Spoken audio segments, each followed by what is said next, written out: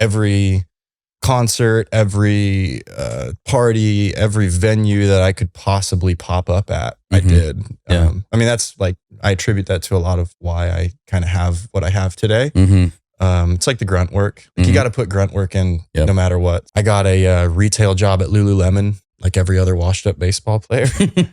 I bought a $99 sewing machine and I just started sewing straight lines. I would take just fabric that I had laying around from clothes. Like I had just a lot of clothes that I didn't like. And so I would just rip those clothes apart and start sewing straight lines in them. Was that just practice for trying to get it to... Yeah, I just wanted to learn how a sewing machine worked. Okay. I'd never sewed anything in my entire life. Millions of people have legitimately seen my clothing and they don't know that. And I'm fine with that. I don't wear designer, period. Mainly because at this point, I know how it's all made. I know where it's all made. And the way I make my stuff is just as good with more life, if not better.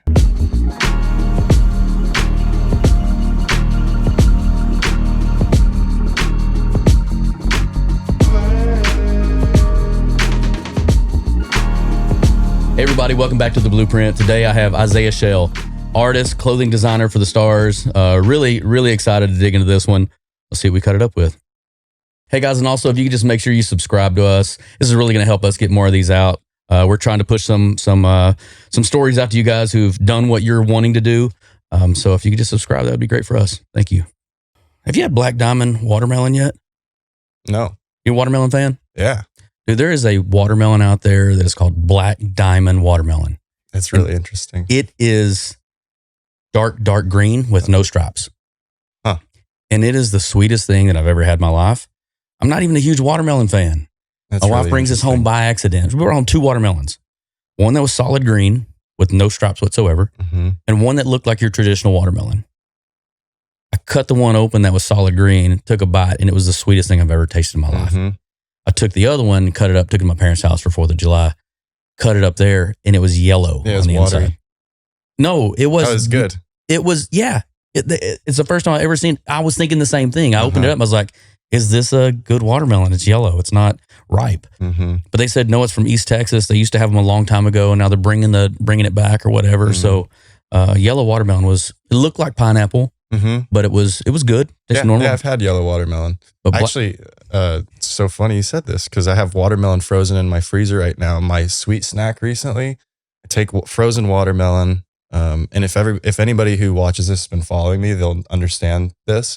But I take sweet watermelon, I freeze it, put it in a blender with kefir, which is like a probiotic drinkable yogurt, and a little bit of raw honey. And I've got like such a sweet tooth, and it kicks my sweet tooth. That's and it. It's like, yeah, that's the solve. Yeah, I didn't do anything. I just eat watermelon. Well, I challenge you to take that Black Diamond watermelon. Yeah, that's going to be a level. You're going to hit me up on this and be like, yo, for real. That's great. That's great. It really is good. Also, we've been cutting it up and giving it to our pets, right? Cool. And so they seem to love it as well. I mean, maybe it's so sweet. Dogs, cats? Dogs, yes. Yeah. I got a golden doodle that's white. Nice. He's 11. Cool. His name's Tuck.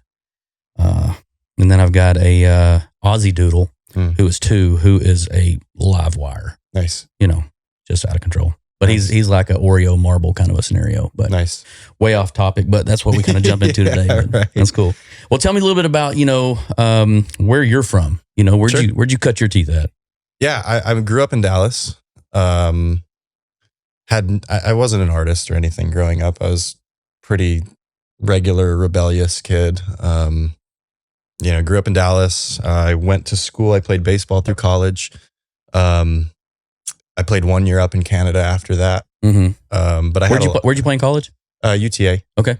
And then I just had a bunch of injuries. I had 2 Tommy John surgeries. I had a back surgery. Kind of wasn't in the cards for me.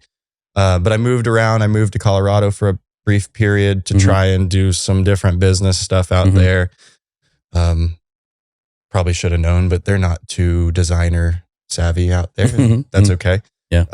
Because I made enough to just putz around and hike and camp and do what I wanted to do. Yeah. And then for a while there, I was splitting time between here and LA. And that was great. I love LA.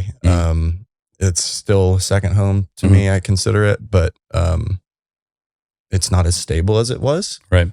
For a while there, I had a really great place to live. I had a family out there, really. And then that kind of just fizzled, I guess. It's LA, you know? So yeah, that's kind of my upbringing. Nothing crazy, but yeah, I grew up here, moved around, and I'm back here. Yeah. The baseball thing, you kind of breeze through that really quickly. Like, you got a pretty significant story that comes with that, right? I mean, like, yeah, you thought you were going to be a little further. What position did you play? I was outfielder. Okay. Corner outfielder. Okay. Yeah. Big gun? Big enough. Yeah. You know, that was never my thing, but yeah, big enough. Yeah. You know, the only times I've ever been clocked from the outfield is, you know, low 90s. Okay. It's like fine. Yeah, that's pretty good. You know, for an outfielder. Yeah.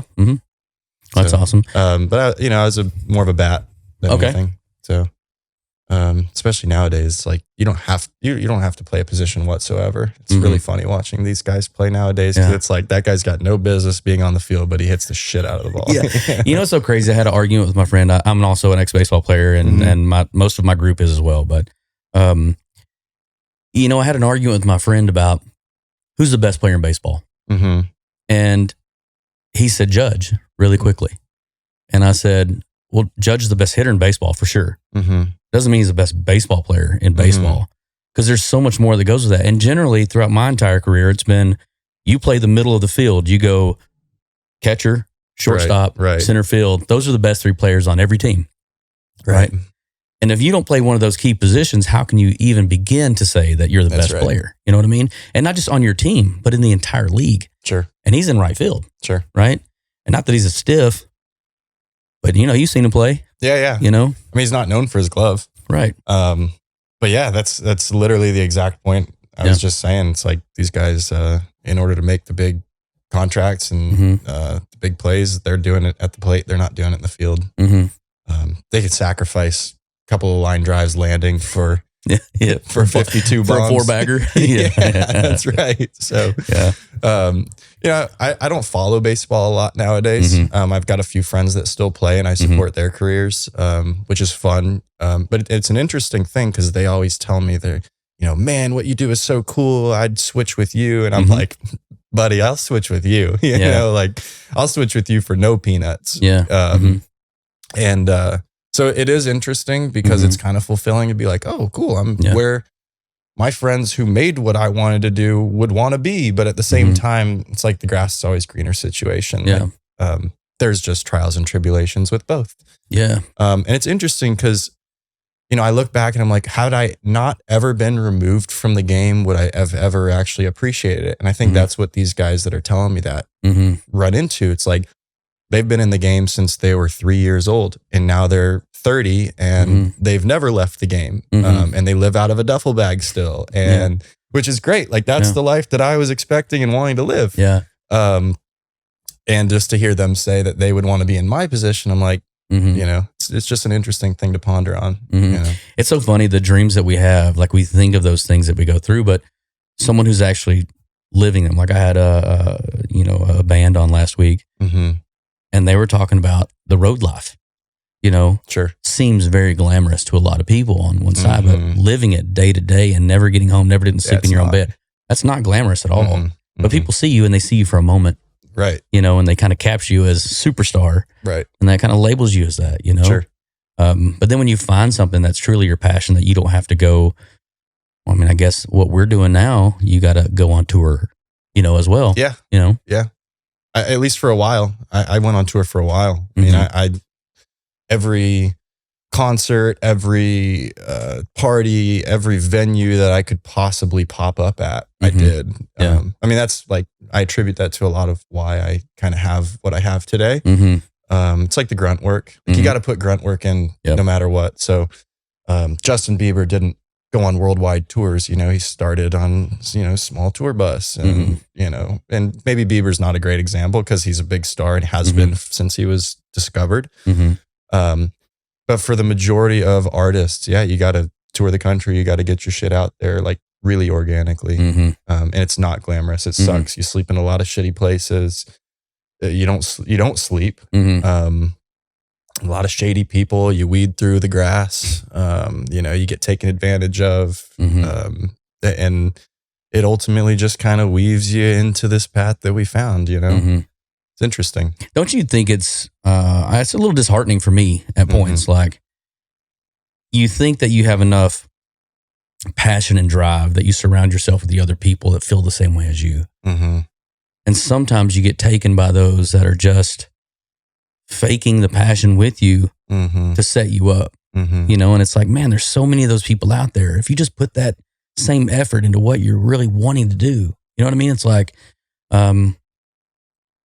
you're building up and you need a piece of something, you know, to complete the puzzle. Sure. And this person's like, oh, I've got it. Right. And then you put everything you have in it and they just take your piece. Sure. You know? That's right. You know, it's such a disheartening thing. And it's just, wish it could be like, let's fight together. Yeah, it's a super interesting point. I think I say this city has a lot of that too, because there hasn't been an incredibly successful creative that let's just call it makes it out. You know, you go to LA and there's tons of them. You know, you feel it in the streets, you feel the energy, and it's like, oh, I can make it here. It hasn't happened here, so everyone's just kind of like battling for peanuts, and it's like part of the reason that I'm off social media. It's like part of the reason that I take kind of a behind the scenes approach. It's part of the reason that I approach my clients the way I do, because I'm not that like, I got it. It. It's like, if you want it, I got it, but come find it. You know what I mean? I don't know. That's just kind of how I approach it. It's so difficult too, because you do have to step, like you said earlier, you got to go into those parties, you got to go into those different locations and talk to everybody. And part of sifting through the rubble is like finding the landmines in there, you know? That's right. It's tough, you know? Sure. All right. Well, anyway, so that's cool. Like you went through the baseball thing. You said you had some injuries. Was it elbow, back? You said? Yeah, I had 2 Tommy Johns. I had a back surgery, which was a L5S1. I guess it's a discectomy, but I also had an arthritic joint. So one of my vertebrae was overgrown, pressing on my sciatic nerve. So we had to shave that bone down. Thankfully, I don't have any hardware in my back. And it's interesting because I never had back pain before the back surgery. I had sciatic pain. You know, I couldn't stand, sit, sleep, lay without pain from like my hip to my toes. And I could loosen it up and I could get it going to the point where I could kind of get going. But, you know, once everything stiffened back up, it was like hell. Every morning, every time I wasn't being active, it was like hell. So I got the surgery. But now I deal with back pain too. So, had I looked back on it, if I wasn't an athlete, I would have never gotten the surgery. I would have done rehab and just kind of lived as a normal. But I was trying to get ready for a season. I was like, I'm playing this year, so I need this to happen within 2 or 3 months, and I need to be ready to play. I just never came back really. It was such that, you know, at 20 years old, I had 3 major surgeries. And I was in touch with all 30 major league teams. There's 30, right? Not 32. It's 30. 30. It's 30. I was in touch with every single one of them. And they were following kind of how I was recovering, what I was doing. Because since high school, I really never touched the field again because of all this. So it was kind of like this, like, let's wait it out, you know, let's see what this kid's got. And then by the time I think it was 20 or 21, I was like, fuck school. I'm done with school. I'm going to go leverage these connections that I have and just go get invited to camp and go play ball. You know, that's all I want to do. And so I had a workout set up for me, and it was like 8 teams came out. It was like the ones that I was really close with: the Marlins, the Twins, the Giants, the Blue Jays, the Pirates, which I thought you were in a Pirate shirt at first today. And a handful of teams, whatever, came out to watch. And I did great. I ran a 6.760, you know, I was 225 pounds, 6'2", great frame. Hit the ball hard to all fields. Fielded fine, but again, we just talked about, doesn't really matter. And I just talked to him after it. I was like, you know, where are we at? You know? And they all kind of were like, you're great, but we're going to take the 18-year-old that doesn't have what you have. I'm a ticking time bomb, you know, and that was like that was hard to hear. And I remember I did the workout in Waco, like, where was it? I think it was I did it at the field at McLennan. Okay. And so I was halfway to Austin. My best friend lives in Austin. I call him. I'm like, hey, dude, I'm on my way, because I was like, this was it, right? Yeah. After everything. And I was training, like I said, I was training on my own outside of school for like 6 months prior to that, after my back surgery and everything. And I drove out there, and the next day I woke up and my elbow was killing me. My back was killing me. I had a wrist thing that I didn't even know what it was. And, whether you believe in God or spirits or whatever, I was like, something's telling me this isn't for me. Yeah. And that was really hard. And I still think about it today. It's not something that's like totally water under the bridge just yet. But I went to Austin and I just like disconnected, you know, and since then, it's funny. Since then, I haven't picked up a bat. I haven't swung a baseball bat. I don't think I've thrown a baseball either. That's crazy. Interesting. But it's just one of those things that it's like, that was my life. And I think if I have a kid, it'll change. Like, I would love to show him the game. And, Surely. I am being more accepting of the game, like being able to watch it nowadays. And it's truly fascinating watching it today, because there's super athletes. These guys are faster, stronger, bigger. They're everything better than what they were. If you don't throw 100 miles an hour, you're not not elite. Yeah. And so there is a sense of me that's like, man, that would have been the group I'm playing with, all right, I feel okay that I didn't make it to there. But a part of me looks at them and I'm like, those are same as me. Yeah.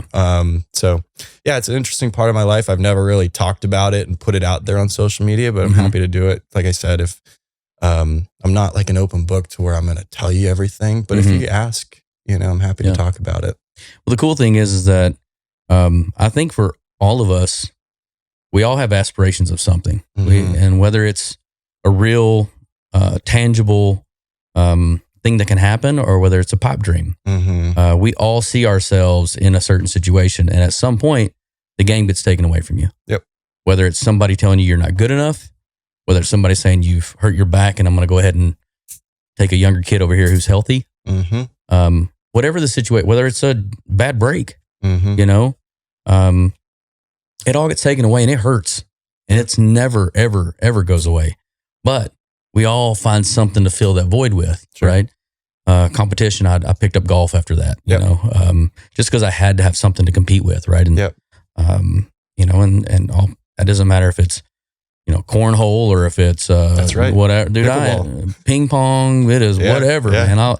This is pool volleyball or whatever. Kick a rock the furthest. I don't care.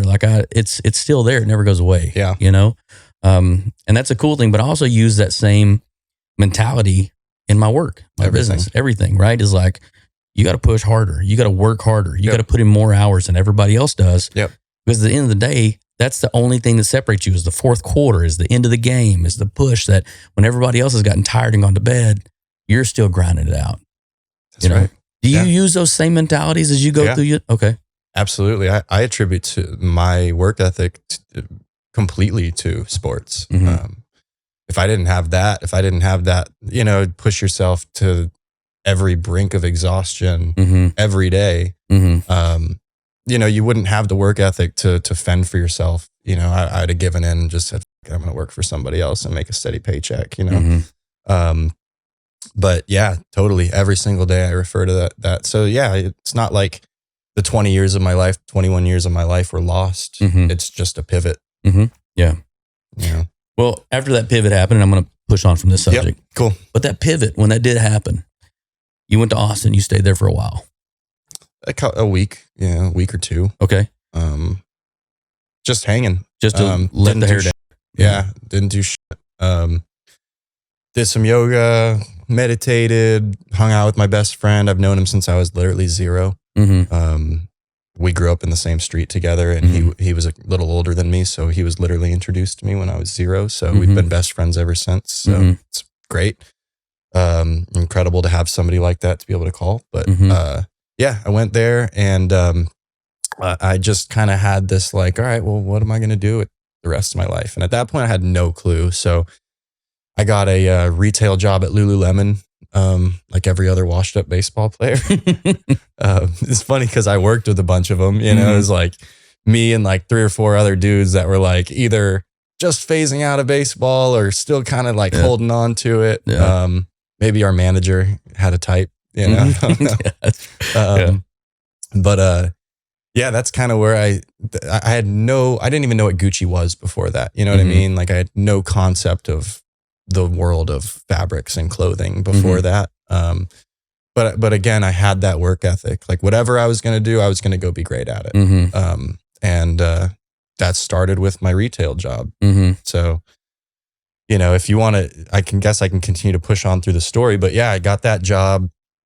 And then simultaneously I was working for my uncle's glazing company, shower enclosures, wine rooms, glass railings, custom mirrors. And we were blessed with incredible contracts. We worked Ritz-Carlton in Dallas, Museum Tower. We did all the Park Cities stuff. I mean, we went into some unbelievable homes. And every home we went into, I'm like, what does this person do for a living? And there were never any two alike. Right. And so every day, kind of like, I got this like, I can do it too. You know, okay, if so-and-so made it this way, like, why can't I? You know, this guy's not college educated. These guys not traditional, you know. Yeah, you had your doctors and your lawyers and your business people. But the majority of people we worked with were not those people. Right. Your doctors and lawyers kind of made it so far. The people that we were working with kind of, they made it past that. Right. Yeah. Like I remember this one guy stands out to me. He owned a motorcycle museum. And it was completely for tax purposes. And on that, he had to drive all of the motorcycles to service them. Every one of them needed to be driven so that they didn't poop out or whatever. Right. And so every single bike that he bought is a tax write-off. And he's got hundreds of bikes in a museum. And that's what he did. And his whole apartment was a, you know, half a floor in Museum Tower. Yeah. It was decked out. Yeah. It was sick. It looked like a Chrome Hearts magazine, right? And so I get to talking to this guy and he tells me a little bit about his story. He's got Goyard trunks in the bathroom and I'm like, that's cool. Yeah. So, you know, again, simultaneously I'm working at Lululemon because I was like, I'm not going to just do one thing. Sure. You know, I got to now figure out what the hell I'm going to do with the rest of my life. So on my lunch breaks, at Lululemon, I would go around to the sneaker shops because the one thing I did understand is sneakers. I always wore good shoes. And I never knew about like hype shoes at the time. I just thought like, you know, I wore cool shoes. I remember going to New York, getting a pair of UNC ones. I had no idea, but I would wear them to school and I beat them up and they were trashed. And I've got some old pictures in them. I had no idea. Right. But I was like, I like this stuff. So I would go hang out in the sneaker shops in the mall, Champs, Foot Locker, Foot Action. They were all kind of right around where I worked. And I just made friends with the guys and eventually started to figure out what kind of the resale industry was. And if you buy this shoe, I can sell it for double. What? Okay. Yeah. I'll buy those. Yeah, right. Yeah. And so I started getting a little access to get one pair here, 2 pairs here, you know, one from each store now. And then I'm talking to the guy and I'm just like, I'm always just thinking about bigger. Right, so I'm talking to the guy and I'm like, well, what if I give you $50 on top per pair? You know, how many can I get? He's like, well, how much money do you have? Right. And so at this point now I've kind of got 3 different little income streams. I've got my construction over here. I've got my Lululemon and then I've got now my sneaker resale. And so I was getting 10, 20 pairs every single release. And for a kid that has nothing, that was big. Yeah. I was like, wow, this is cool. And so I had these cool shoes. I had, you know, some clients. I started traveling with SneakerCon, or I started going to all the shoe conventions, right? At that time, it was like Kicklahoma, you know, Shoes 101.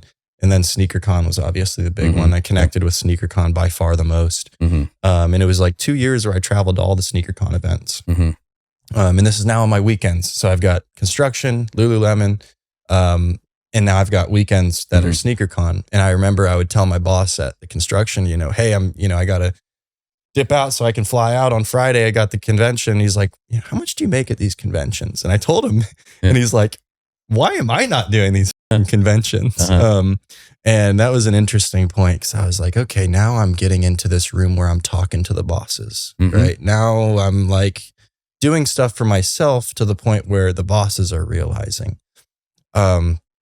And at the same time, on the Lululemon side of things, I was like, I think I have some ideas for you guys on like the big picture side of your brand that I think would do really well. And keep in mind, I'm 2021. I'm the stupid kid still, the youngest on the staff. Nobody's really taken me very seriously. But this was right around the time that sneakers and collaboration were going fucking nuts. Right. Anything with anybody else's name on it, could be somebody nobody heard of.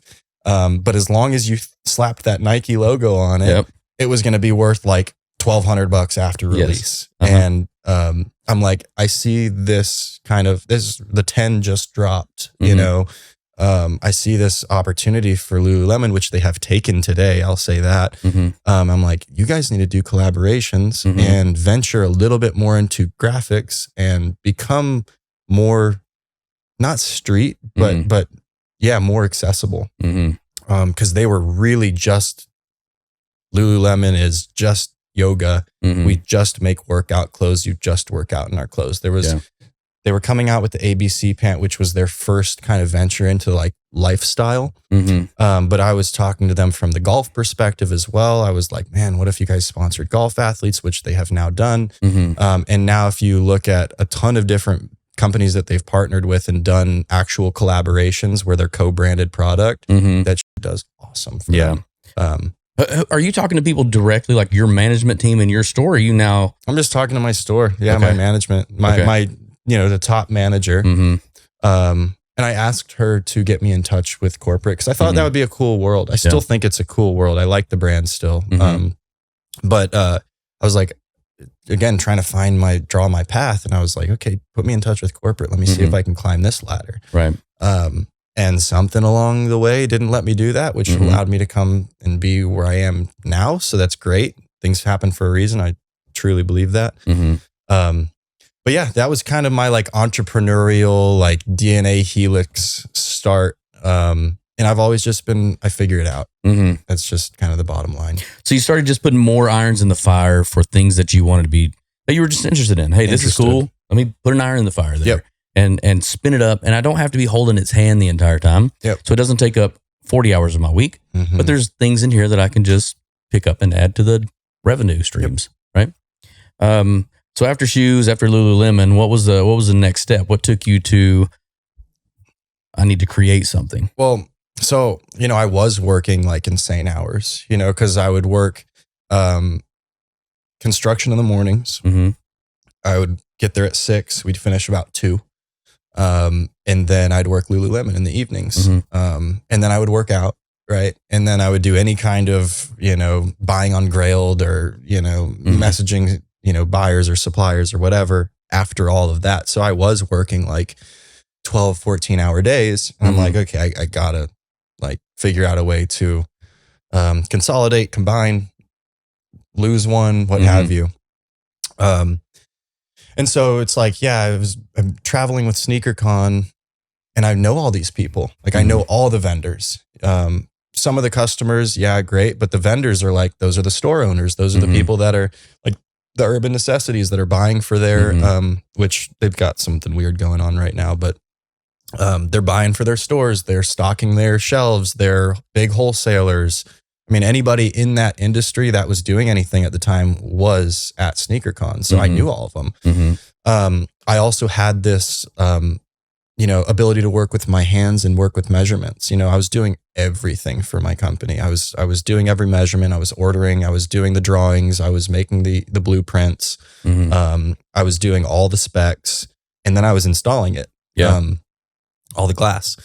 And so I was like, well, I think I kind of understand what people would buy if I did something of my own.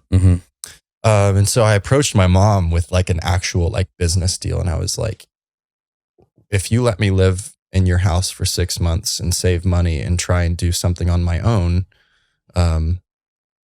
is that possible, basically? And she's like, yeah, but 6 months is it. If you can't figure it out within then, maybe it's time to go back to school.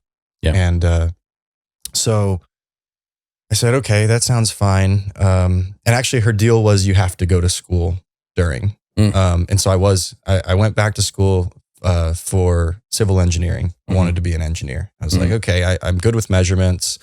I'm good with numbers.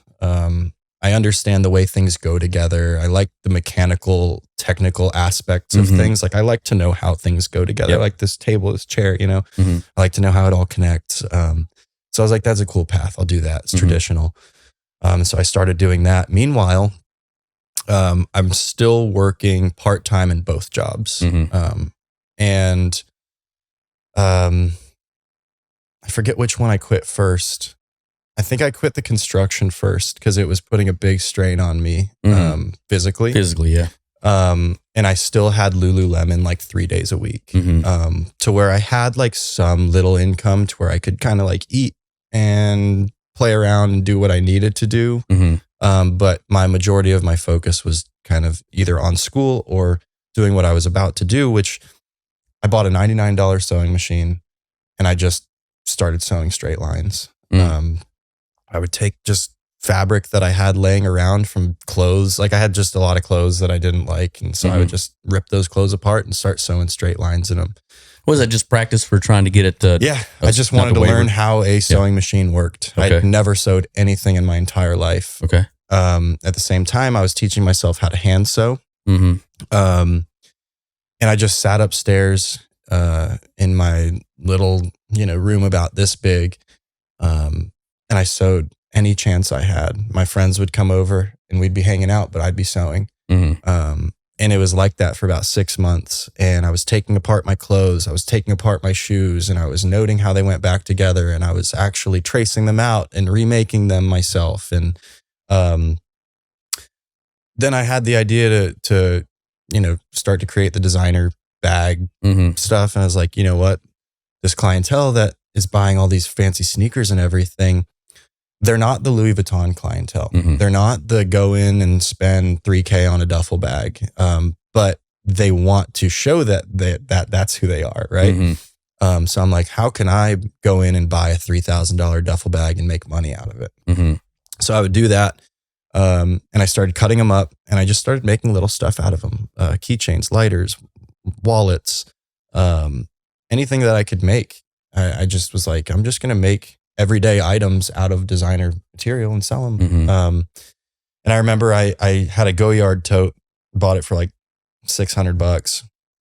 And I made 20 lighter sleeves and I posted them on my story for $60 a piece and they sold out within like 15 minutes. And I was like, I just made $1,200 in 15 minutes. And from then I just like never looked back. I was like, okay, that's what I'm going to do. And so again, for a while, I'd go hang out with friends. I'd be doing what I'm doing, but I'd have my bag of supplies with me and we'd be sitting there hanging out, playing video games. And I'd be sitting there sewing it up. And I would use I'd be like, hey, does mom and dad have a cutting board?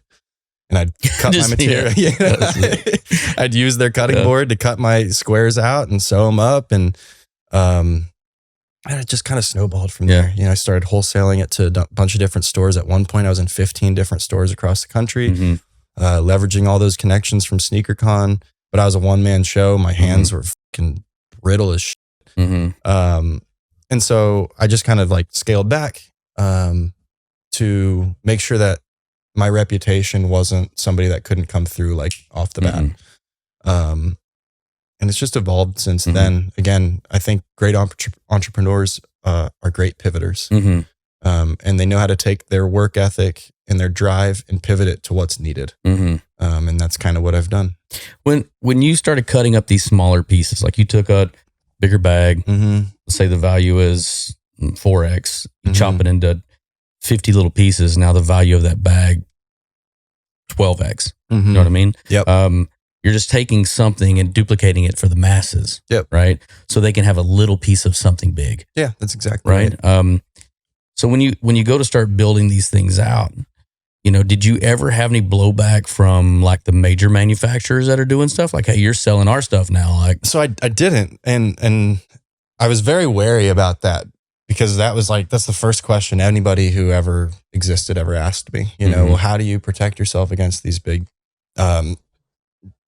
brands? And at first I had no idea. I just was doing it and getting cash for it, and it wasn't a big deal.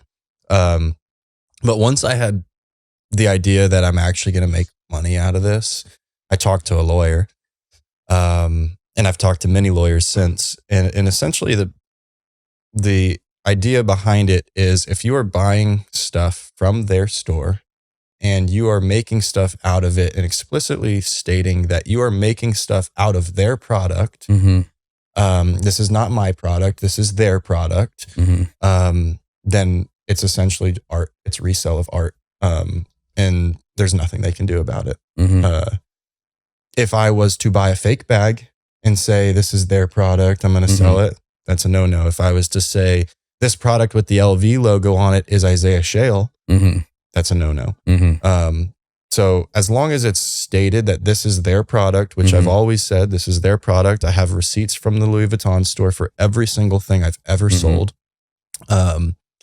It's technically okay. Yeah. It's taboo. Yeah. They don't love it. Yeah. I got really weird looks, and I don't do a lot of that stuff anyway anymore. I haven't been into a Louis Vuitton store in probably a couple of years because it just was like I was that guy. Like I was that guy in this city that would go into the store and just be treated really weird. But I was also the guy that had the biggest spend. Yeah. And so they wanted me to come in the store, but they didn't necessarily like when I was in there. And I would go in there like after construction shit, wearing painted up cargo pants and like shitty shirt. And then I'd drop like 15 grand and they'd bring me, 10 different shopping bags. Meanwhile, I'm sitting on the couch like this, just kind of chilling, sitting on the couch, and you got all these fancy ladies walking by like, who's that? Right. Yes. And then the associate brings out my bags and I walk out and everybody's like, what the fuck just happened? Way different approach, right? Yeah. So at first that was fun. Yeah. And then I was like, I don't like this. This feels weird. And so I stopped. And if I do buy anything Louis Vuitton anymore, which I do every once in a while, I just do it through my client advisor, and she just orders it for me. So. I get tons of people. I paint those bags all the time.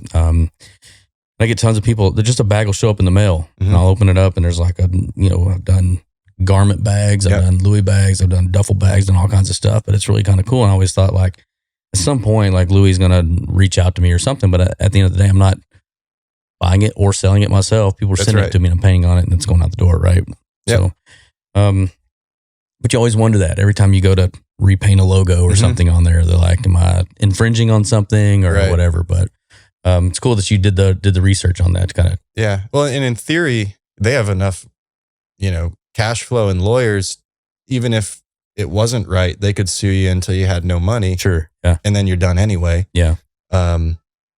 So thankfully that hasn't happened. And I don't use their product anymore. So there's no reason for it to happen unless they want to go back 5 years.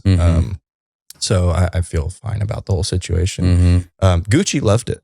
Gucci really liked me. Yeah. I got Gucci to shut down the store for me. That's cool. Yeah. They would take me into the back room, shut down the rest of the store, close the doors, and bring me all their new product. And any scarf, anything that was coming out, I had access to. Every single collection I had access to beforehand. And I'm sure if I reached back out to them at this point, that would still stand. But I just don't wear their product. I don't wear designer, period. Mainly because at this point, I know how it's all made. I know where it's all made. And the way I make my stuff is just as good with more life, if not better. So I don't really have a reason for it at this point. So you're making pants and shirts and everything for yourself at this point? Yeah, I make everything. We have a studio, a cut and sew factory here in Dallas, where we do all of our couture designs. So anything that is has the Isaiah Shayle label, that's like our couture pieces, comes from our fashion house. We have a traditional fashion house. We do everything by hand. All of our patterns are handmade. All of our fabrics are hand selected. Everything's cut out by hand, traced by hand, sewn by hand. That's the way I like to do it. You know, I'm a tactical person, or tactile, I guess. I like to touch things. I like to feel things. I like to, because just fabric's just fabric without all that. It's just a piece of fabric, you know, but if you can connect human beings with it, then it becomes something else. You know, it's a Christian Louboutin. It's a Alexander McQueen, you know, because their fabric without them is nothing. Their fabric with them now has life and story. So that's how I try and keep it that way. You know, everything's going towards, technology first, AI first, which I'm in support of. Yeah. I'm not fighting it whatsoever. Yeah, 100%. But for what I do, it's the same thing for your art. If you didn't put a paintbrush on that and you just printed that out of a printer, it's not worth what it's worth. Right. So it's the same thing. Yeah. No, I totally agree with that. And you went from like selling these little pieces, right? And like you said, you don't do those pieces anymore. But what was the next step after that? You're like, okay, I've made these pieces. Now I need to jump to the next level before. Yeah. I mean, you got a couple of stages before you're at where you're at right now. Yeah, 100%.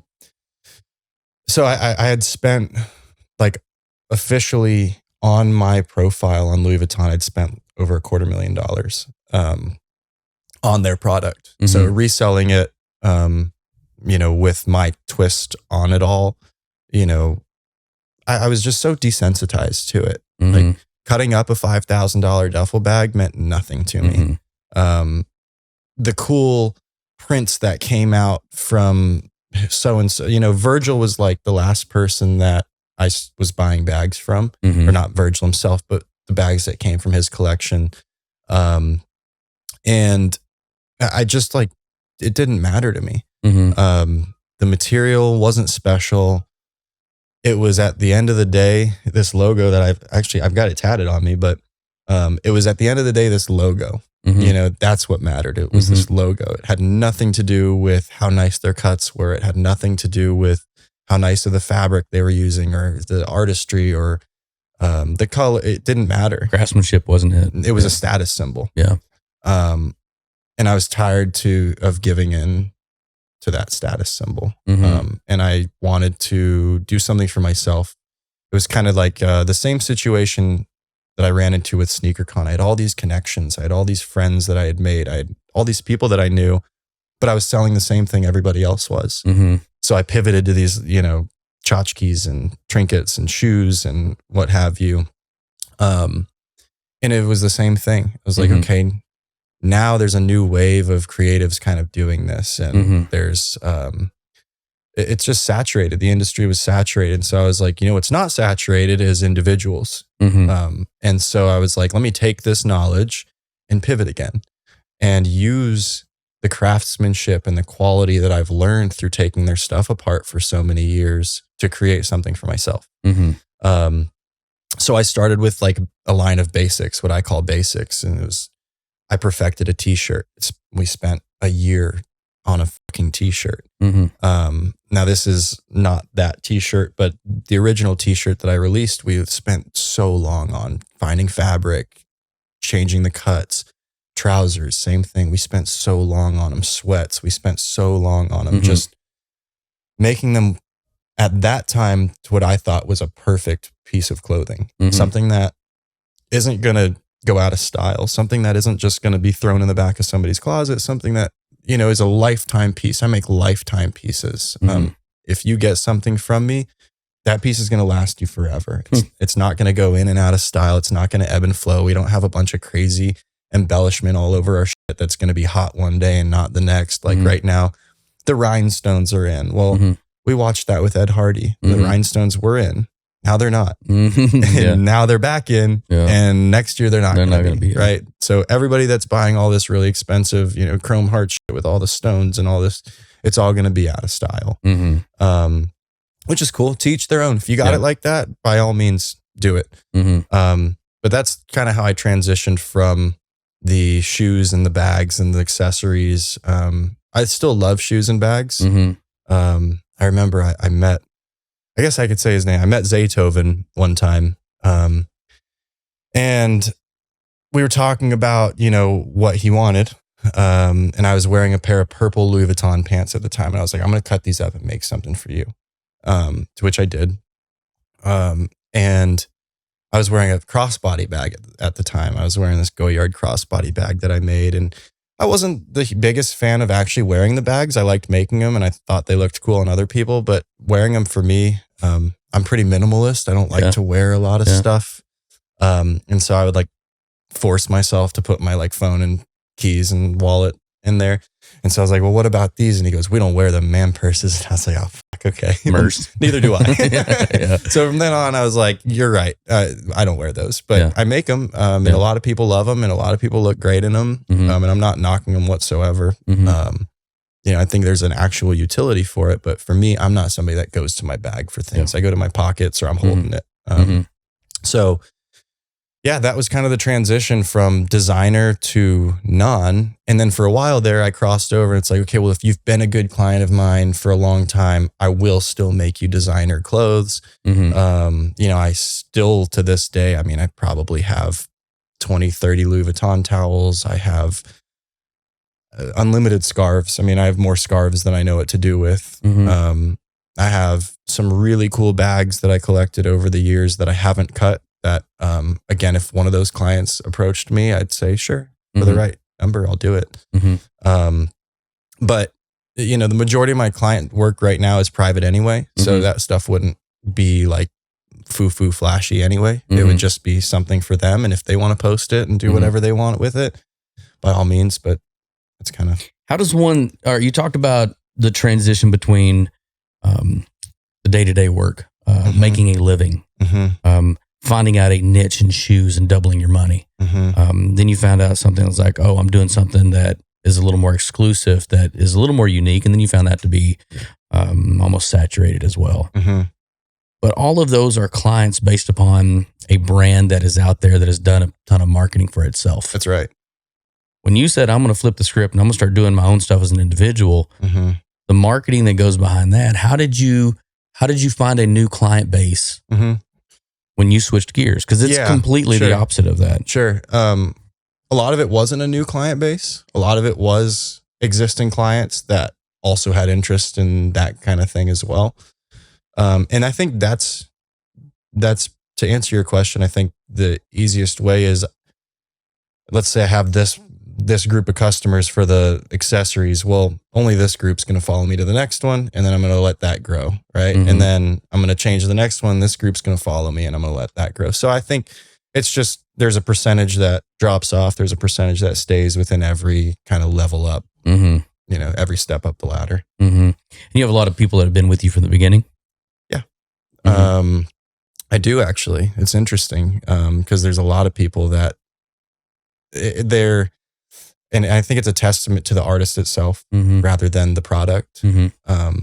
Cause that's what they'll tell me, I'm like, well, why do you still want this? It's like, it's you. You did it. Yeah. And so it's like, okay, that works for me.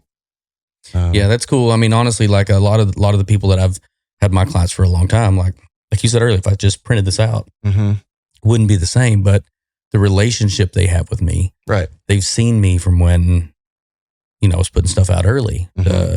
Now when I'm putting out different stuff. And then in 5 or 10 years from now, when I'm putting out even more stuff, it'll be even more part of that story. But I think the one thing that I've seen from my clients is my clients know that I'm here for the long haul. I'm not one of those people that's going to burn out and change something and not be an artist anymore. Like they know I'm grinding this thing until the day the grind stops, And so that's, I think, a part of people finding someone to be a part of that journey too. They want to say, oh, I was there when, and that's it's a really cool thing. Do you feel the same way?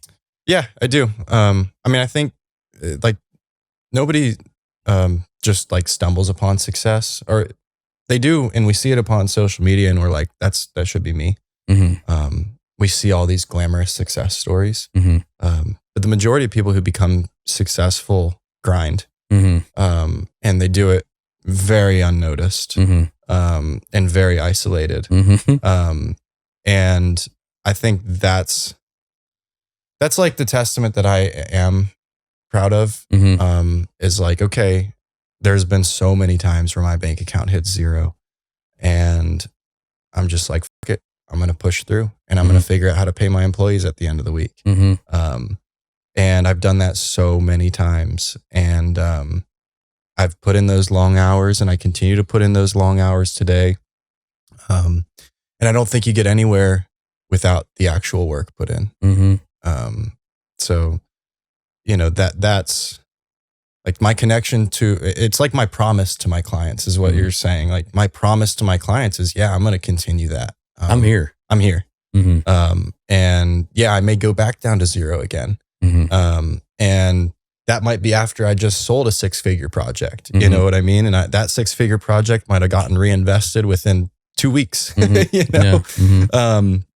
But I'm going to keep going. And I've got so many irons in the fire and so many unbelievable opportunities right now that I've positioned for myself that success is inevitable at this point. And I'm proud to say that because it's been 8 years that I've been doing this on my own. And I've had so much help. You know, people say, well, you did it on your own. How can you do it on your own? And the answer is, I don't know, because I didn't do it on my own. You know, I've got a list. I've got this spray chart that I created of all my mentors and what they provide for me and who I can call when I need XYZ. And I've got billions of dollars worth of knowledge behind me that at any time I can pick up the phone and get 2 cents. And that's unbelievable, you know? And so, again, it probably speaks to the testament of them seeing something in me.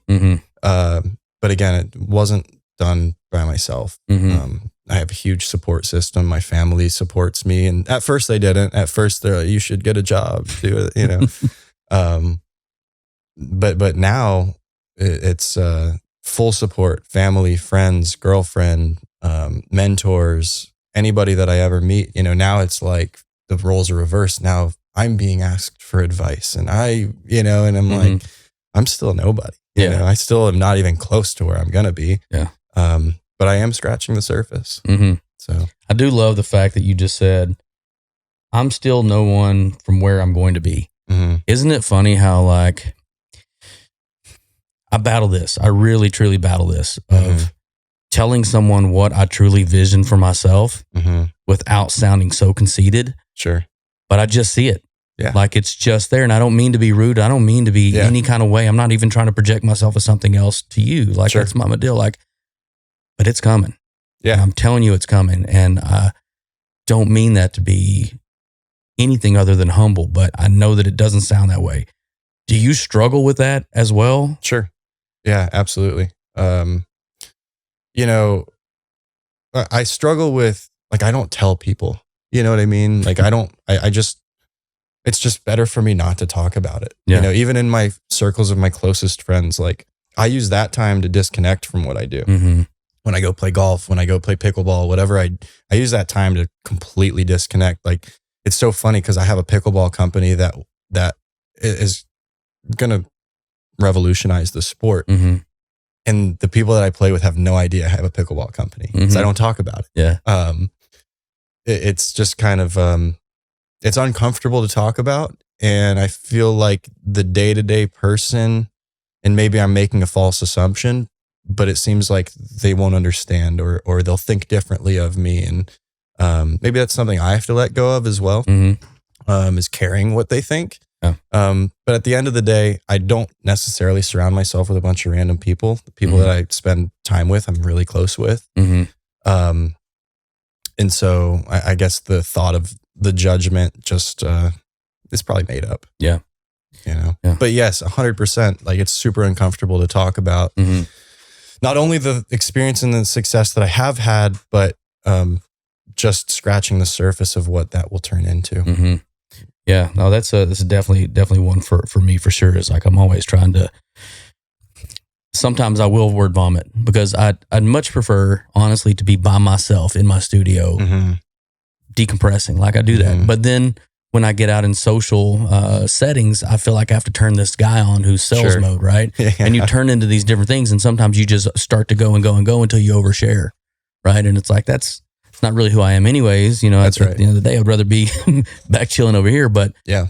you step on yourself sometimes, but at the end of the day, like you just see it and it's just, you can't walk away from that. You know, it's like, yeah, it's who I am. I like genuinely embody that. It's just like actually who I am. So I don't have a lot more to talk about than that. You know? Exactly. Because I'm just surrounded by it. Yeah. You know, I don't have a lot of other experiences because when I'm not working, I like to eat good food with my girlfriend. I like to spend good quality time with the people that I love. And that's about it. Yeah. You know what I mean? Like I don't party. I don't really drink. I don't really go out. I don't love the big loud social setting. You know, I was at a D1 school for a couple of years. I don't need any more of that. Like I got plenty of that. I got it all early, which is great, you know. But I just doesn't make a difference to me. Yeah. I had a buddy of mine that was asking me something, and I started sharing some experiences that I kind of thought related to the story. And I looked over and he was just glossed over. I said, "What's up?" And he goes, "Just shut up." And I was like, "What do you mean?" And he goes, "I thought you asked me." He's like, "Yeah, but you've jumped into a place that I can't relate to anymore. So I have no bearings to even understand what your conversation is about right now." And I thought at some point I was like, well, maybe that's it too. You know what I mean? Like you go in, you start telling something that you feel really passionate about, and somebody can see it as braggadocious or whatever, but really you're just talking about your life that you're going through and, and the struggles that you have and the whatever. And you feel comfortable enough with someone to say, "Hey, here's my wins and my losses. Listen to this." And sometimes people are just like, I don't, you know. Yeah. I didn't really, when I said, "How are you today?" I didn't really mean, "How are you today?" You know what I mean? That's right. Yeah. Give me good and move on. Yeah. So you jumped into, you know, designing clothing and doing your own thing. But, you know, I've seen so many more. Like, how much of the stylist part of yourself have you released to the public? Have you let people know about things that you're doing? Because I don't know that everybody knows that you do that part of it for big major stars. Yeah, almost zero actually. You know, and I like it that way. Because nowadays it's all, look who I'm working with, look who I'm in the same room as, you know, look who I just had a conversation with. And I'm like, that's great. Nice. You know, good for you. Now, what are you doing with those? You know, are you furthering your business relationship? Are you personally close with them? You know, what else? You know, if I just took a picture with so-and-so, like you can take a picture with anybody, anytime, you know, it's really easy to reach people. Especially when you have anything to offer, like this much to offer, and then you get a picture and it's like, okay, great. You know, or they bought one of my products and then I hoard them out and now I can't reach them. Yeah.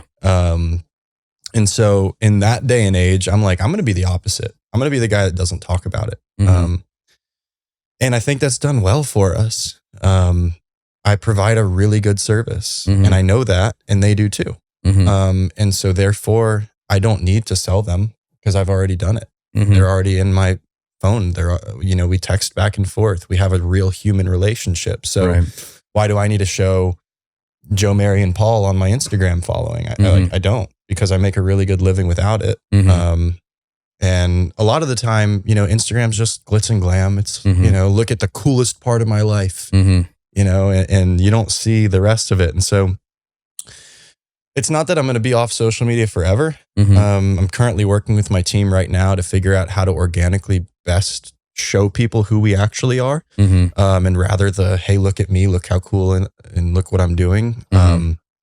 So we're actually working on a campaign right now that's kind of like our organic human connection campaign. It's not going to divulge anybody that we actually work with, but it's going to give the general public some access to some of these really cool products that we are developing. I've got a showroom. Our showroom right now has over 120 original designs that nobody has seen. You know, and some of these designs are being worn by some of the most famous people in the world. And that's fun. You know, I love that. You know, working with these people, it genuinely fuels my soul. And posting on social media doesn't. Yeah. So that's, you know, people will find out about it eventually, but it likely won't be from me. And that's cool. I'm fine with that. It's actually such a blessing to be able to disconnect from social media and still make a living. And for the longest time, social media was my living. Right. You know, my story posts were how I was getting paid. Yeah. You know, my, you know, sneaker posts, my clothing posts, those are how I was getting paid. Like I was directly relying on viewership and sales through these apps to make money. And so if I lost that, if I lost my account or something like that, I wouldn't have a business. So I looked at that and I was like, that's not how it should be. And so I started to take my relationships just a step deeper, you know, and sitting down with people and looking at people in the eyes and creating real structure for people's deals and actually becoming a legitimate business. And you don't see all the giant conglomerate corporations, they don't have social media. They're not posting on, they're doing deals. They're doing paperwork. They're, you know, they're talking to people face to face and making shit happen. They're not then going back and saying, look how good we did on social media, because they already did it. They don't need that. You know, they don't need that justification, that verification afterwards by other people. So it's been an awesome thing to be off of it. But I'd be lying if I said that I don't, there's like a level of it that I still want. Of course, we all want recognition. But I've been playing the long game for these 8 years. I'm going to continue to play that long game. And it will come out eventually. And I'm going to let that happen. Yeah, I just remember you walking me around your place in Dallas, and you're like, "Here's this, and look at all these, and look at that." And I was like, "There's like some illustrations on the wall back there." It was like some outfits, and I was like, "Who's this guy right here?" And you were like stumbling through who it was or whatever. And I'm not gonna blow your stuff up, but it was really cool to see. Like, I mean, these are mega superstars that are wearing your clothing, you know, in concerts and you know, red carpet events and things like that, right? And so you piece together something for someone, and they walk out on somewhere, stage, carpet, party, whatever. How does that feel when they've trusted you to be like the look of them, when look is everything to them? Yeah, it's cool. I love it. I mean, that's what keeps me going, is that. And it's not even just for those people that get photographed for millions of people to see. I mean, it's interesting because millions of people have legitimately seen my clothing. And they don't know that. And I'm fine with that. But it's the everyday client too. I have a lot of clients who don't even have social media, who are just wealthy business people that want a certain look because they speak, or because when they walk in the room, you know, this is how they want to be perceived. And I get to sit in the room with these people and pick their brains and ask them questions and really help them create who they want to be. And that's what this clothing is doing now. It's empowering people to be who they want to be. And I'm like that barrier for that. Like, if you look a certain way, you can feel a certain way to these, to the people that I'm working with. Right. And to a certain extent, that's true. You know, I think being the one that makes the clothing, I'm a little disconnected from that. Like, cause I'm in like sweats majority of the time, you know, and my hair's all up and, you know, I've got smudges on my glasses, but you know, I'm sitting there across from somebody who just did $1 billion in rev last year, you know? So yeah, it's not just the stars, but it's the everyday person that we work with. And all of those deals are awesome. When you go to bring someone to the table to talk about their look, let's say they have something that's off the wall, like color wise, or something that you don't really believe in. Are you pushing them away from that? Are you saying, hey man, look, this will probably be a better look for you, or let's use this material or do something. Let's actually, that trend is kind of going away. You're going to look to be, are you coaching people as to what they should wear? Definitely. Or they're like, man, I love neon. Yeah, give me some neon. You're like, you know, I will stay true to who you are. So I'm not going to say any names, but for example, I've got a client who, he loves basketball. He loves skateboarding. But he also is what they call a crypto whale, right? And so he's got appearances at the White House, but he wants to also be able to just slum it on Venice Beach. And I'm like, okay, cool. I'm not going to take that away from you. You know, you love 80s hip hop, 90s hip hop. Great. I'm not going to take that away from you, but I'm going to translate that into something that you'll be able to throw on forever. And what I do for people is I create capsules. So you don't just come to me and say, I want this shirt. It's like at least 3 pieces that I'm going to have to make for you. You know, you need some sort of top, some sort of bottom, and some sort of piece of outerwear. And all 3 of those things are going to be interchangeable. And with these clients, I fly out to them, I go in their closets and I look at what they have. And I compliment what they have. And these people, again, they trust me on a personal level. I'm in all of their homes. I'm in their underwear drawer. You know what I mean? Like, I'm in their personal business. And so everything that I create is, let's say I do 4 different looks. Well, the top and the bottom of those 4 looks are all going to be able to intertwine and interchange with one another. Because what I do isn't cheap. And what I do is sustainable. So I want you to be able to wear it forever. But I also, I don't want it to go out of style. So that's kind of how I create, is within capsules. And then I branch off. So I'm like, okay, this portion of your capsule, we're going to add this layer to it. This portion, we're going to add this layer.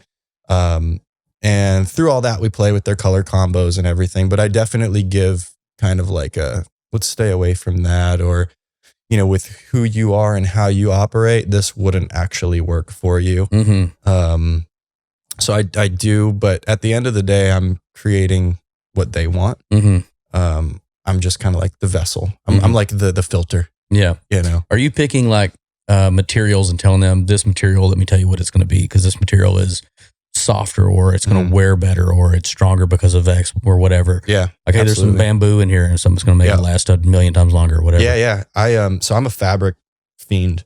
I go to my different locations in LA and New York, and I'll just go buy fabric. I just go and I spend whatever I spend on every single thing that I like. If I like a fabric, I buy it. It doesn't matter. I buy it.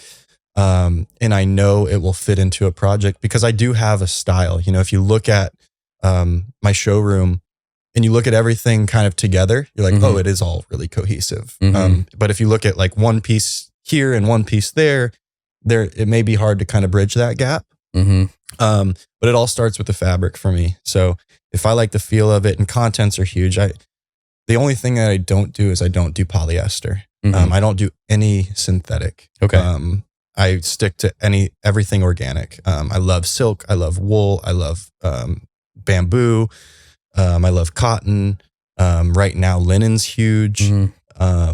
So I don't do any of that. And actually, in our kind of more direct-to-consumer retail stuff, like for my pickleball brand, for example, we're doing all organic material. So it's funny, from working at Lululemon, which everything that they do is synthetic and polyester, and where it's really high performing, there's been really bad links to a lot of negative health effects,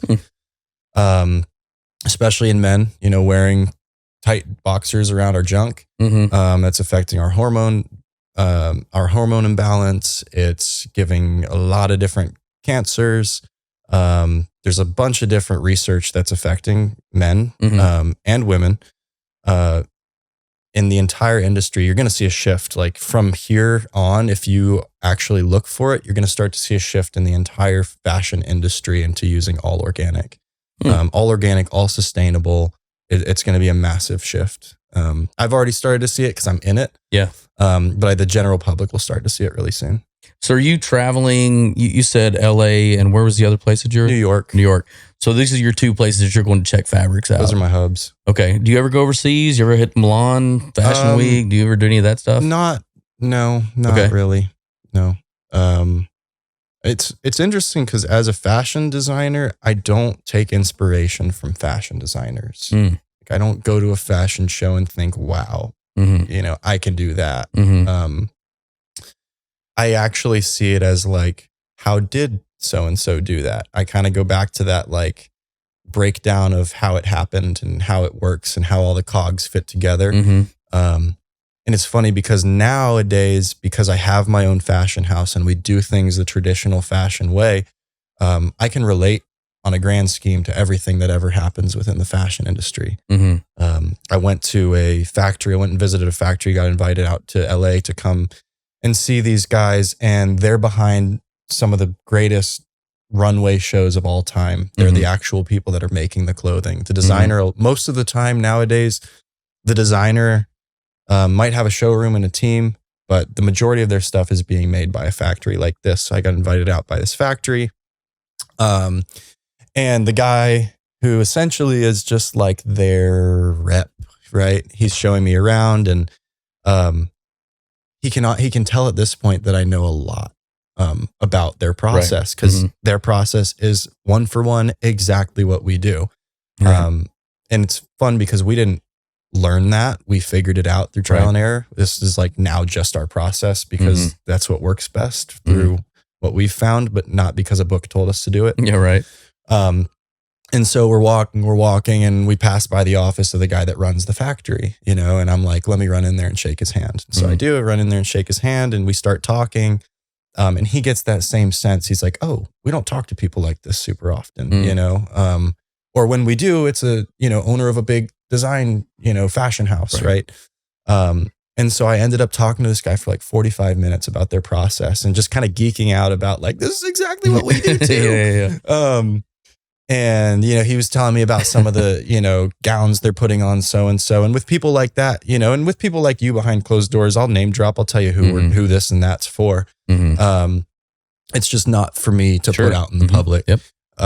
So we're talking about that kind of thing and just like geeking out, and that's really fun, and not only fun, but super validating for me because that's who's doing it. You know what I mean? That's the top of the top in that industry. And we're doing it the same exact way. We're just in Dallas and they're in LA. And I love it here. I want to continue to operate in Dallas because I think there's opportunity. I will always have a tie here. We'll grow out of Dallas, to where we are valued heavily in other cities. Like for a while there, it was LA. But yeah, I will always have a foot here in Dallas just because, you've got the West Coast and you've got the East Coast. And those are hubs, those are fashion hubs. New York, LA, it's the same as Paris, right? It's just our version of that. Well, you've got East and West. Well, what about the South? What about the Central? There's got to be somewhere between there that you can create and get culture. Right. And that's got to be us. Especially right now where it's so hot with the Southern, everything's Western. You got boots and jeans and everyone's dressing up and everyone wants to be a cowboy. And it's like, well, we are cowboys. Like this came from us, right? That's it, I'm a redneck, at the end of the day, when I have time to myself, I put on my boots and jeans and I go fishing and hunting. Like, that's what I do. That's it. Cause I'm Texan. But there's culture that is here that is just kind of like dormant and awaiting this awakening. And eventually it will be a spot that if you didn't stop here, you fucked up. Same thing with the coasts. So that's why I'll stay here. I think you can just rank it by size of airport. Yeah, that's right. Sure. Just rank everything by the size of the airport. And if you ain't in one of those three, then that's right. That's the real deal. And all the corporate headquarters are coming here. There's so much business that's happening here. So, that's why I mean, first off, I'm 5 generations from this area, so I'm not going anywhere. That's right. But at the end of the day too, like I love the fact that our city is growing. Like it's, I remember one time there was a really big, I'm not going to throw that name out either, but there was a really big name in Dallas. And there was a big art event that they were putting on. And this guy said, I don't know why they're putting on an art event. There's no artists in Dallas. And I just remember taking that so personally. I was like, I'm going to paint the entire planet because you just said that. Like the moon will be painted and it will say 214 on it or something like that. Like it was just like, there's so many things that are happening here, but we have to change the perception of what people think here. People think I need to go to Milan or New York or LA, right? I need to, right? I have to, but there's so much stuff. I mean, there's a lot of money here too, right? And Totally. And where there's business, there's opportunity. Yeah. Especially for someone who is, trying to, come up, Mm-hmm. and so those are the things that I'm really pushing for and really proud about for Dallas as well. So yeah, I mean the recipe's here. We've got so much wealth, so many people moving here from all different walks of life and all different cultures, and that they're looking for that piece of home. They're looking for that piece of LA. They're looking for that piece of New York here. Mm-hmm. And I think it can be found within art. Mm-hmm. And that's why, like, again, I could have up and left here and, started my own factory in LA and probably been doing 2-3x what I'm doing right now. Mm-hmm. And, but I believe in this city. And I think Mm-hmm. that, we kind of have like a duty, Mm-hmm. because the reason that LA and New York get so big is because everyone uproots and they go there and they give in and they say, okay, well, this is where I can be successful. Mm-hmm. But, I'm kind of a stubborn person as well. Yeah. And I'm like, no, there's like no reason that it shouldn't be able to happen here. Yeah. Same team. Yeah, that's right. Same team. All right. So you've built this brand to where it's at now. Like Mm-hmm. what are your next visions of what you're doing? Because here's something that I saw early for you. Mm-hmm. Multiple irons in the fire. Totally. Now you've switched, you went into one lane. Mm-hmm. You've grown that lane up. Mm-hmm. Do you branch off again at this point? Or Yeah. So I've started that. My family would always say growing up, you got to have a plan B, right? I'm like, fuck a plan B. Mm-hmm. I'm going to do what I do. And then if I can't figure it out, I'll figure it out. That being said, I find myself just not being able to do one thing at a time. Like after baseball, I had 2 jobs and then I was like, fuck it, I'm going to do a third thing. And, then that's going to venture out and I'm going to do, the next set of things, multiple things. Yeah. So, I've made so much clothing, we've made anything you can name, we've made it. And we've worked with everybody. Mm-hmm. And the next step of all of this is kind of like the give back, or the help others. So now I'm taking all of this knowledge that I've learned through just trial by fire. And now I get to give it back. Now I get to offer my services that I've spent, $500,000 learning. And now I get to give it to other people. So what we're doing right now is we're on retainer with a lot of different companies and brands. And we have different tier structures to where we have a design team. If you want to design your brand, if you have an idea, you can literally come to us with an idea and we can bring it to life. Mm-hmm. So we have design, fulfillment, production. We have all the different avenues for people to be successful within clothing. Mm-hmm. And now I'm being approached by people that are outside of clothing. So I'm being able to weigh in on brands and branding, which is, I think, where my next step is going to go. I think I'm going to be like an expert brander, somebody who helps entrepreneurs think through their product, whether it's in infancy stages, whether they have a great product and they're having trouble bringing it to market. Whatever stage you're at, I've been there. And I think I have genuine information that could help and save you a lot of money at the end of the day. And the deals that I've been doing, I don't do a deal unless I know I can bring value, whether that's through knowledge or whether that's through implementation. And I'm very straightforward. A lot of the deals that I had been approached with in the past were very gray. I'm black and white. Here's my deliverables. That's it. If I'm not hitting these deliverables, you don't pay me. Right. And we just do what we say we're going to do. And that goes a long way. Yes. And that's what I've found is the best thing about my business is we do what we say we're going to do every time. And there's no one you can go out there and talk to that has said Isaiah did or didn't do this. Like every person that we've ever done business with has gotten exactly what's promised. And I'm proud of that. Yeah.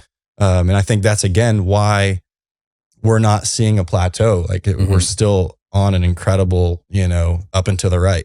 So, yeah, that's kind of the next stage, is kind of taking more of a bigger picture, help others view, while still letting all of that fuel myself creatively. My brand, my Isaiah Shayle brand, I look at less as this is how I make money, and more of this is how I get to see the world. This is how I get to make experiences. This is how I get to be creative. This is what lets me do everything. And if I do it from that standpoint, it just makes money. It's just going to make money. Yeah. But if your number one goal at the end of it is like, I'm going to paint that because it's going to sell for 10 grand, it's not going to sell. Right. It never will. Right. And I've been through that.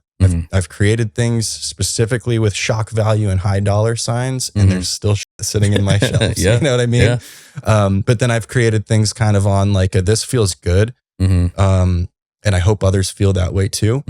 And it's done really well. Yeah. Anything that's got a story behind it, it's like a songwriter or anybody who's doing anything, they need to be able to put their heart out there for other people to connect with. And that's anything that has heart behind it. Sure. It's going to resonate so much more than something that's just the scene or what's they're buying trendy. into you. Yeah. Yeah. 100%. They're buying into you. I'm listening to an artist. I like that artist. I'm going to do research on them. Where are they from? What do they like? What are their hobbies? Do they align, with certain areas of my life? And if they do, then I'm a super fan. You know what I mean? Yeah.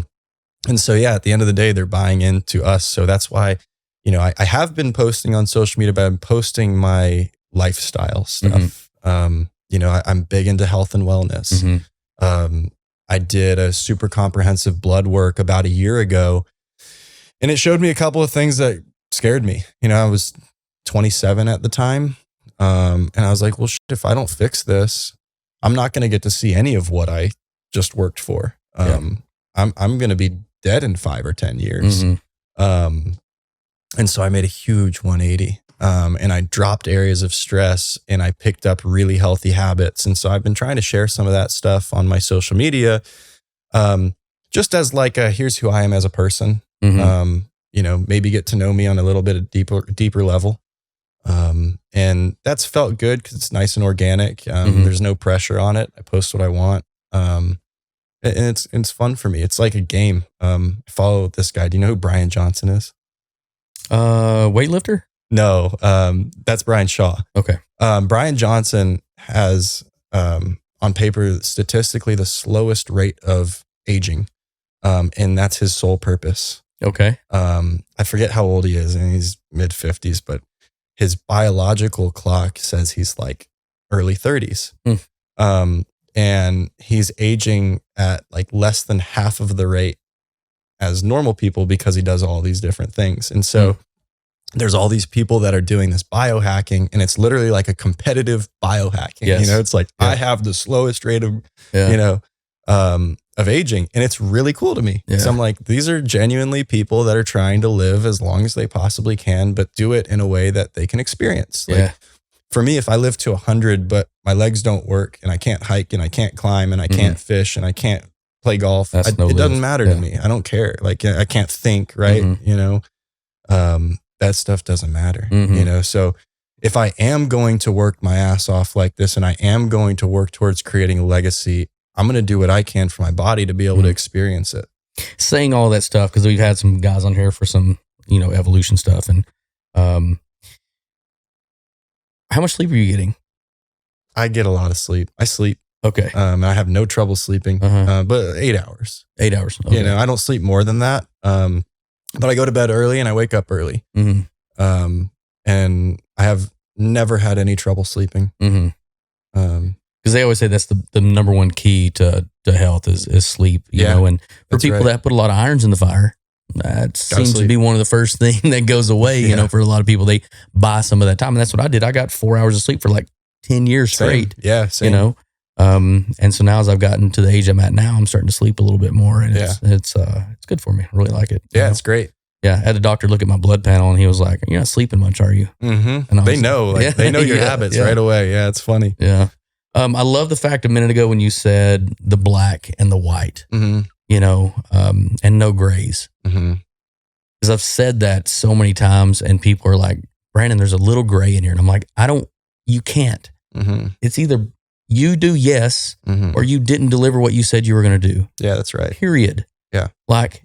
We agree upon this thing, and we both live to our agreement, or you broke it, or I broke it. Right. There's no like grays and somewhere in the middle and whatever, because all that does is set opportunity for somebody else to screw somebody over. Yeah. You know, or make an excuse, or make an excuse, or not live up to their billing, or not work as hard, or do something else. It's black and it's white, period. Right. You know, I love to hear you say that, because not a lot of, I feel sometimes like I'm a little old school when I go to throw that out there, and everybody's like, it's not that way anymore. And I'm like, bull. Yeah. You know, well, and I've made the mistake too, where it's like, I think I know somebody and we make a deal. It's kind of a spit in the handshake deal. And I come through on exactly what I say I'm going to do. And they're saying, well, now it's he said, she said. Right. And, you know, I actually had a situation where it's like so I have a guy that's in my studio that takes video sometimes. If I have somebody that I want to take video of and document for whenever that comes out. And I actually showed him the video of us making the deal. I was like, this is what I said. This is what I did. This is you agreeing to it. Here it is. Yeah. You know, and he's like, well, you know, what can you do for me past that? And I'm like, nothing. This is it. If you want to do more, let's talk about it. Yeah. But that's what I did. Yeah. Right. Recorded the verbal. That's pretty nice. Yeah. I was super grateful for that, because it got pretty accusatory. And again, I told the guy, I was like, ask anybody in this entire city, ask anybody that ever has met me or worked with me, period, and ask them if Isaiah did you right. And the answer is yes every time. So you're not an outlier. You know what I mean? Yeah. I've had people screw me over. I've been robbed. I've been, you know, it's all that. That's water under the bridge. No big deal. But from what I put my word on, that's all we got. Yeah. That's all we got. I'm big on your word. Is like, if you don't have that, you literally are nothing. I mean, I've still got factories and people. I mean, I'm probably owed out there in the pond of the world 6 figures plus on people that gave me their word. You know what I mean? And now I learned the lesson. I turned the other cheek, and I'm like, all right, fuck it. That's not somebody that I should be associating with.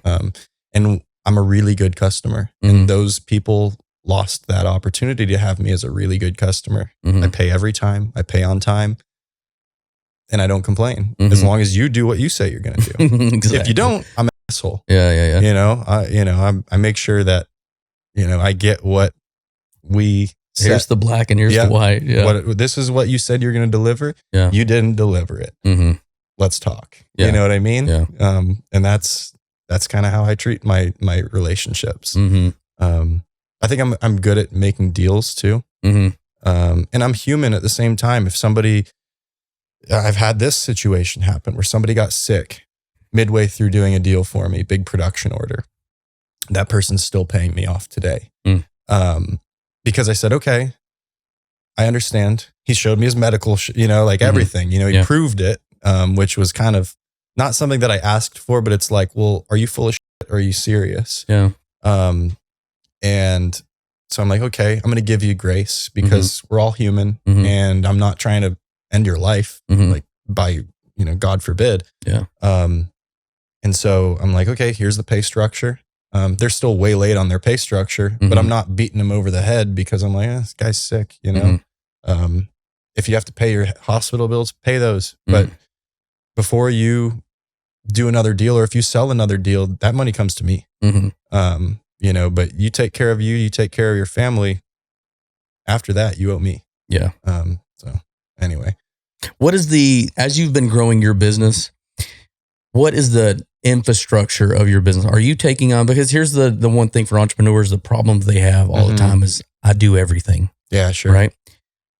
Do you do billables? Do you do accounting? Do you do insurance? Do you do HR? Do you do? Yes, and yes. So I'm actually at an interesting place within my entrepreneurial journey to where I am about to hire a CEO. And it is really going to be more of like a director of ops because I'll still wear the CEO hat. The final decision will always rest on my shoulders. But I am about to bring on somebody who I feel like I could trust with my entire business, and somebody that I don't have to hold their hand for all that kind of stuff. And I've done a really good job delegating over the last couple of years. Letting go control is like really difficult, and for me at least. And I almost need like a prove you can do this, and then I can let go. But as long as you hire good people and you trust good people, you can start to let some of that stuff go. So I guess I have somebody who does our accounting. Now at the end of the day, I still review all the bank statements and make sure everything's accurate. I have a project manager that, as I sell projects, she takes them and schedules them out and says, as long as we're here with this one and this one and this one, we're on track. And she manages the schedule, which is great. I have full-time designers who, for when I need to do certain projects for certain brands, I think these guys are better designers than me, to be quite honest. As far as graphics and the applications and the sizing and how things go on, what they go on, better than I could ever do. And then sewing, I couldn't sit there and sew. That's me not giving my business the most value. So I've started to take kind of a backseat on all of the actual technical application of everything we do. Because there is a system, we have really good systems in place. And as long as you understand those systems and follow them, great, we're going to be where we need to be. My job is to expand. Visionary. Yeah, my job is to create ideas and to create relationships that can help those ideas come to life. And, I hate to say be a face, but I'm the face of the company. And that's my job, and I've got to be sharp mentally. I've got to be sharp physically. I can't walk in the room looking like a schlub. I got to walk in the room looking like I know what I'm doing. There's so many different things. Like I exercise every day, and I exercise a lot of the time on the clock, and gratefully my employees are fantastic and they understand every step of what we do. But somebody from the outside would say, well, you're taking that time away to go lift weights or climb or whatever you do. And I'm like, yeah, absolutely. Because that's going to make me sharper for my next client. And I'm going to sell a better project, and I'm going to understand them better, and I'm going to be able to relate to them better, and I'm going to be able to speak to them better and more presentable. That's what it is. Yeah. Right. So, I'm slowly taking my hands off, and that's kind of the entrepreneurial curse is like, I built this with my hands. How do I take them off? Right. And trust is a big deal, as you build your team up, and they start taking on bigger roles within the group, like one thing, it's a pride moment for you. It's like really exciting. And then the other thing is just like, I can't believe I'm actually letting that walk away from the decision that I would meal out and struggle over and fight in my own head for, hours and hours, hours. And I'm just like, are they going to love it the way that I love it? Are they going to fight the way that I fight? And once you start to see that happen, it's a really, really cool moment. You know what I mean? Yeah. I mean, I don't think anyone ever will go as hard as you go. And I've had to come to that harsh realization a lot, where I have in the past given the reins to people that just, quite frankly, don't give a shit. But yeah, they're the people that I've got working for me right now. We are all singly minded, focused on a goal. We all see the vision. Everybody understands the roadmap to where we're going. And so it's super special. I couldn't possibly think that they're going to slave away at midnight because it's not their company. Right. They work on a salary. Right. And when their hours are up, their hours are up. Yeah. That's still my job. That'll always be my job. There's so many days that I'll just be laying in bed and an idea will pop into my mind and I got to get it out. And I go out to the studio and I go, to the drawing board and I'll sketch and I'll design. And then the next day when everybody comes in, I have like hey, here's what I did last night, So yeah, that'll always be the role. I don't think anybody that will ever give as much of a shit, but they can care, When you go to start selecting your people, the way that you pick the guys or girls to be on your team, is there any certain traits that you're looking for inside of people? Yeah, I like hungry. Okay. I just brought on two guys. One's a designer, kind of a designer do-it-all, and the other one's an unbelievable photographer and visual person.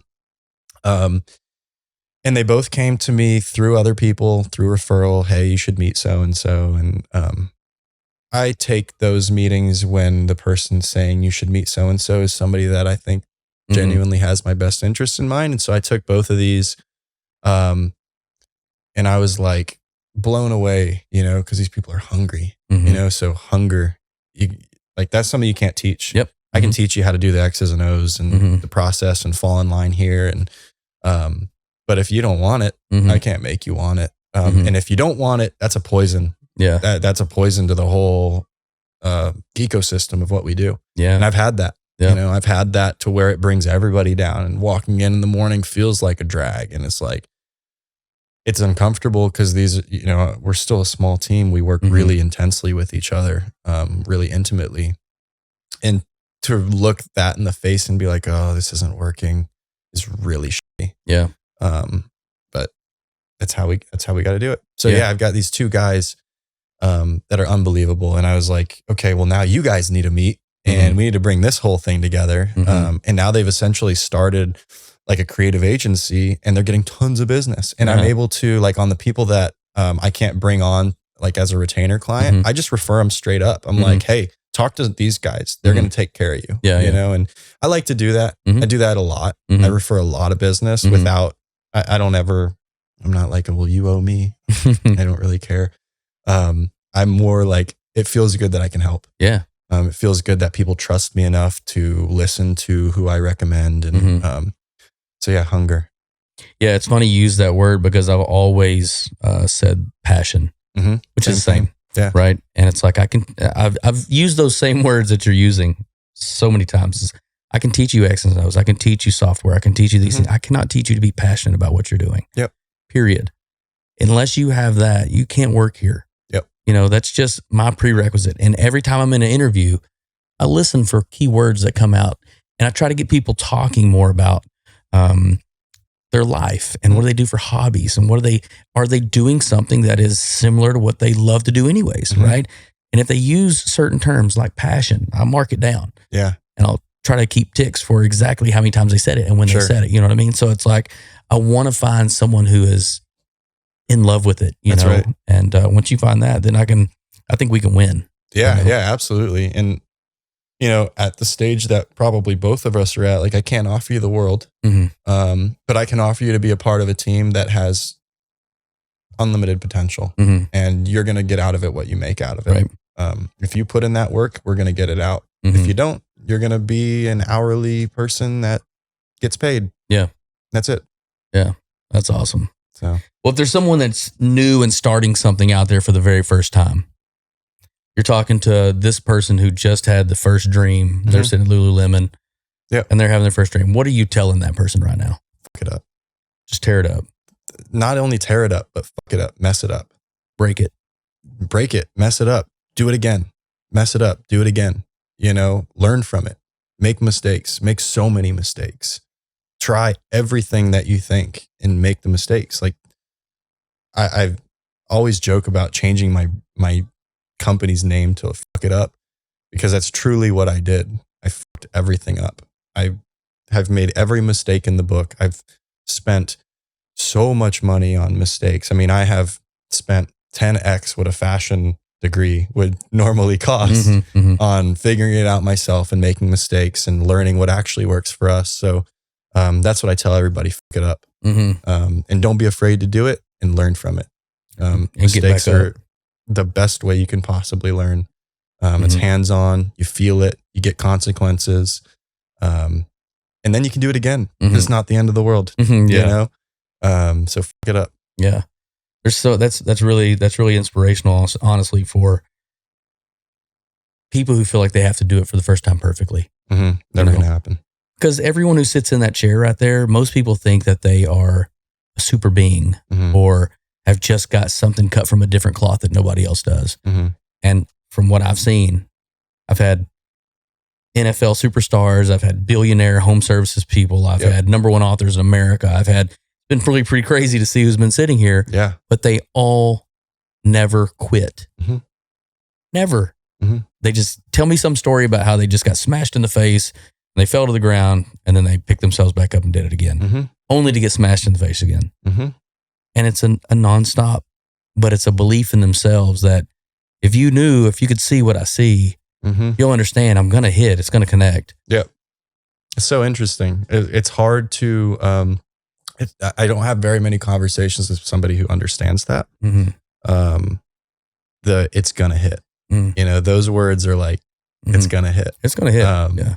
And like outwardly, yeah, I'm fine as far as success goes. Like if I wanted to coast on this, I could. But that's just not even close. Right.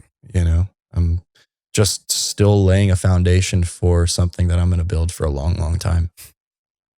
You know, and it's fun. You know, at the end of the day, like I get to wake up and be an artist and be creative. And, you know, I get to play golf on weekdays and I get to go play pickleball, and I have, you know, nights that I go and play video games with my friends. Like that's what I want to do. That's what I do.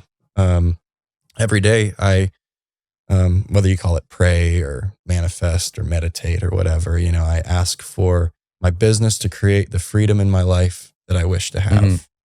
That's it. And the more and more I look at it, I have that. You know, I have a group that plays golf every day. If I want to go play golf, I go play golf. You know, I have people that play pickleball every day. If I want to do that, I'm going to go do that. That's not to say I'm not going to go back home and get back to work. But freedom. Yeah. You know, we've fucking built that. Yeah. And, I didn't have that for a long time. Yeah. So mine is everyday prayer for health, strength, wisdom. Yeah. For me and my family. That's great. If you got those, that's it, man. Yep. You know, that's great. Yeah.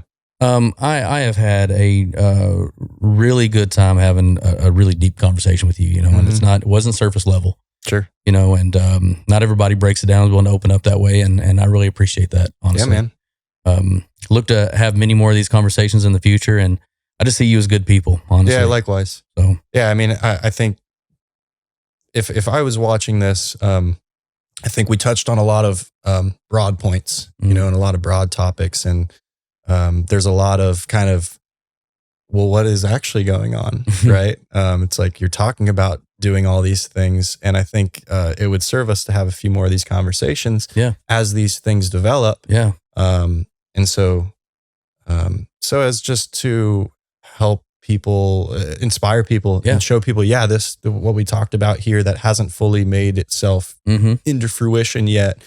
2 years later, Brandon and Isaiah had a conversation. Oh, that all happened. 100%. So I want to continue to do that. Yeah, that would be amazing. I would love to do that. Well, let's do once a year. We'll have you on once a year. Yeah, that sounds good. Something like that. You know, and same with you. Like I'm super interested in what you do. I think we have a lot of nitty gritty business stuff to talk about. Yeah.